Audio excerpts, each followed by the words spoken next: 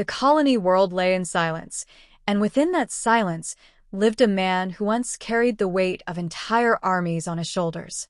His days bled into one another, a cycle of solitude defined by harsh winds, meager rations, and the endless echo of memories he could not escape. Once, he was a soldier whose name carried honor and fear in equal measure. Now he was a shadow, stripped of rank, identity, and purpose. He did not speak because there was no one to hear him, and he did not dream because every dream carried the faces of the fallen. Silence became his companion, punishment, and prison. The war that had shaped the galaxy had ended years ago, yet for him, it never truly ended. He had defied an order that demanded blood without reason, refusing to slaughter civilians in the name of victory. The cost of that defiance was exile. His comrades branded him a coward, his commanders a traitor. Stripped of everything, he chose banishment on a forgotten colony rather than chains or execution. The isolation gnawed at him, but he embraced it, convincing himself that silence was penance for the lives he saved and the trust he betrayed. The world he hit upon was barren, yet survivable. Its valleys offered cover, its rivers just enough to sustain him, and its storms fierce enough to ward off wandering settlers. He built no home of permanence, for permanence meant belonging. He carried no insignia, for symbols only reminded him of what he lost. Instead, he lived with as little as possible, surviving but never truly living. Each morning reminded him of the war's shadow. Each night whispered the names of those who had fallen because of choices he made. Though he had buried his past, the universe did not forget him. Strange signals began to reach the edges of his solitude. Faint transmissions carried by static, broken fragments of voices that should not have reached a planet so remote.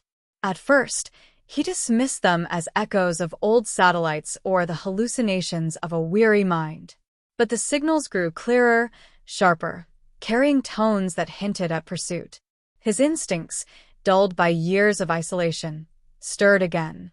He became watchful, his old soldier's discipline clawing its way back through the layers of silence he had wrapped around himself. The land itself seemed to shift in anticipation. Tracks appeared in the dust where no creature roamed. Distant lights flickered against the horizon, far too controlled to be natural. His solitude, which once felt eternal, now felt fragile. Something was drawing near, and he knew enough of war to recognize the prelude to confrontation. He sharpened tools he had not touched in years. He scanned the ridges for movement, listened for footsteps that did not belong. Yet when the visitors finally revealed themselves, they were not the soldiers or hunters he expected. 5 figures emerged, alien yet unmistakably burdened by the same grief he carried. Their posture spoke of resilience scarred by tragedy, their eyes carrying the depth of those who had lost everything yet refused to vanish. They were widows, and they had come not with weapons raised, but with purpose burning in their silence. He stood frozen, torn between instinct and disbelief. Of all who could have found him, why them? They did not seek vengeance, nor did they carry hatred in their voices. They carried something far heavier, need. In that moment, his long-guarded silence was no longer enough to shield him from the truth pressing in from every side. The past he tried to bury had finally caught him, and the world would no longer allow him to remain hidden. The soldier who thought himself forgotten had been found, and his exile was about to be tested in ways he had long feared but never prepared to face. They stood before him, 5 voices bound by grief, yet sharpened by unshakable resolve. Their words struck with the weight of truth. Husbands slain in the war he once fought, families shattered by fleets that showed no mercy. They did not accuse him, though by all logic they should have despised everything he represented. Instead, they called him by name, a name he had not heard spoken aloud since exile. He listened, guarded and silent, but their message left no room for retreat. They had come not to condemn him, but to claim him as the last weapon left to them. They told him of their world, once defended, now fractured and vulnerable. Their people had bled in the same war that exiled him, but unlike him, they had no choice in their suffering. They had buried husbands, brothers, and sons, yet still endured. Now the enemy that destroyed their homes was returning, stronger and intent on finishing what it had begun. The defense fleets that might have stood against such an onslaught were shattered, the remaining forces scattered and broken. Only one figure remained with knowledge the widows believed could stand against such an enemy, an outcast who carried the forbidden tactics of humanity. His chest tightened at their plea. They spoke of his defiance, the order he had refused, the massacre he had prevented at the cost of his honor. The very act that condemned him was now the reason they sought him. They needed his mind, his strategies, his understanding of war that turned weakness into advantage.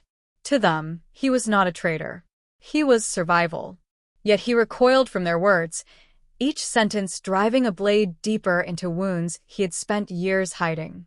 He insisted they were wrong, that he was no savior, only a man who chose failure in a war that consumed everything. But they would not yield. One by one, they spoke not as leaders or warriors, but as women who had lost all they loved. One told of her husband's final moments, a fighter who died protecting civilians while command abandoned them. Another recounted a son who never returned from the front, his body never found, his name lost to bureaucratic silence. Each story carried the same message. They had survived too much to let despair decide their fate. They needed him, not because he was flawless, but because he alone knew the enemy and could wield the knowledge no one else possessed. He turned away, retreating into the comfort of refusal.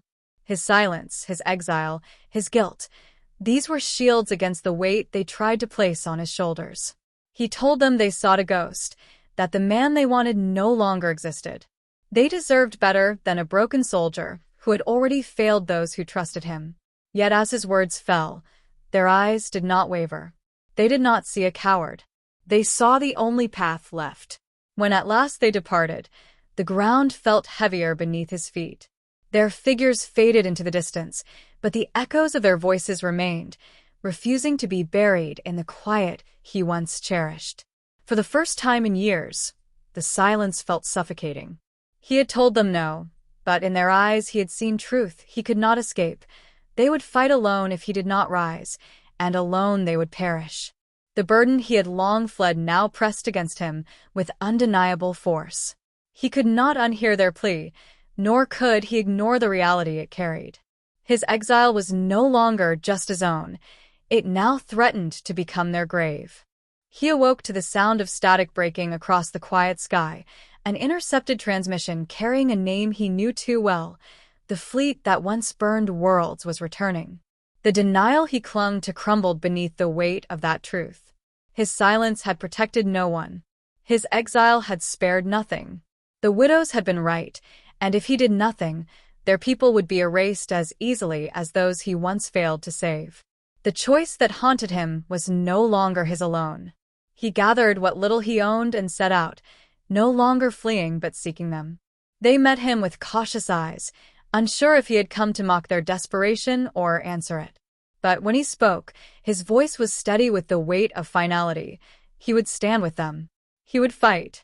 The words seemed to breathe life into their weary frames, but he offered no illusions. The path ahead would demand more than faith. It would demand the kind of war their world had never seen. They accepted without hesitation, because survival gave them no other choice. Training began not in academies or grand halls, but in the dust and stone of their broken land. He shaped them not into soldiers, for they were not, but into defenders. He taught them how to move unseen, how to strike with precision rather than force, how to turn terrain into a weapon. They learned to fight not with strength alone, but with calculation, patience, and ferocity born of necessity. Every drill carried echoes of his past, yet instead of shame, he found something new, a purpose he thought long buried. Resources were scarce, but scarcity became fuel for invention. He stripped old machinery for traps, converted abandoned stations into decoys, and transformed the valley's ridges into natural fortresses. What others would see as weakness, he bent into advantage. The widows, quick to adapt, mirrored his ingenuity.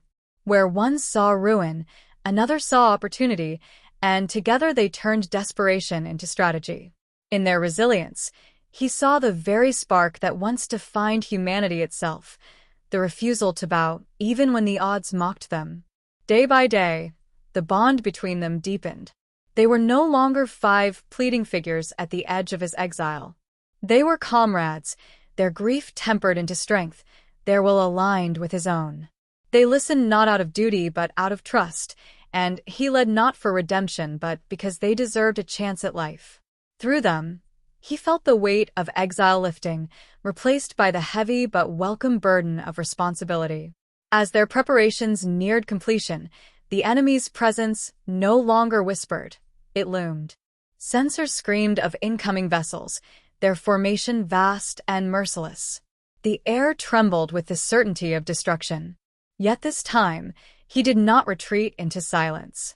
He stood beside the widows, the last line between annihilation and survival, armed not with fleets or legions, but with the fire of human resolve and the strategies born of defiance. The moment he had long fled had arrived, and he would not face it as an exile. He would face it as the weapon they believed in. The sky split with fire as the enemy descended, their ships blotting out the stars with cold precision.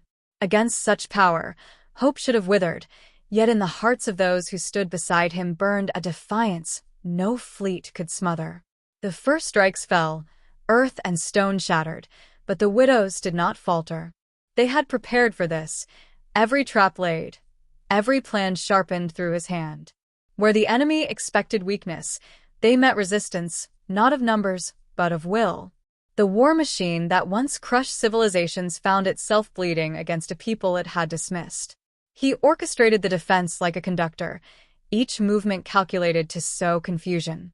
Decoys lured enemy squads into ravines rigged with fire, ambushes turned narrow passes into killing grounds, and silence masked the approach of fighters who struck from shadows.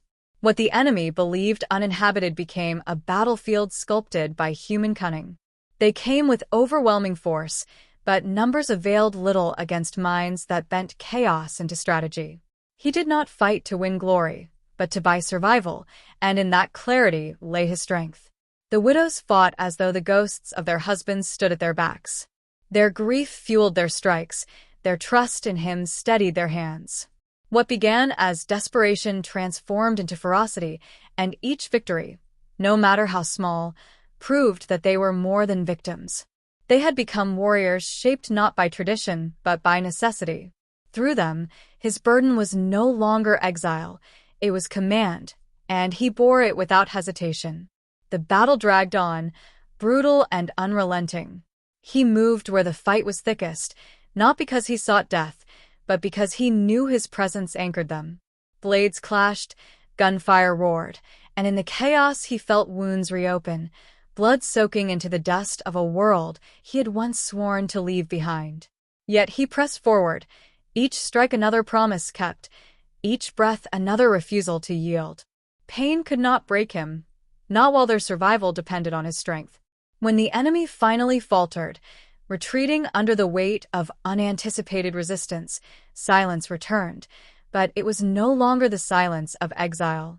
It was the silence of a battlefield claimed, of lives preserved against impossible odds. The widows stood beside him, scarred yet unbroken, their eyes reflecting not desperation but triumph. The invincible fleet had been humbled, not by armies or empires, but by the will of those the galaxy had abandoned. He stood bloodied, breathing ragged, yet within him stirred something long buried. He had been cast out, forgotten, left to waste away in solitude. But through their faith, he had found purpose again. No longer a ghost, no longer a traitor, he was the weapon they had believed him to be. The widows called him not exile, not outcast, but hope, and in their voices he heard redemption that no court-martial could erase. He had lived in silence, but in breaking it, he gave a people their future, and in doing so, reclaimed his own.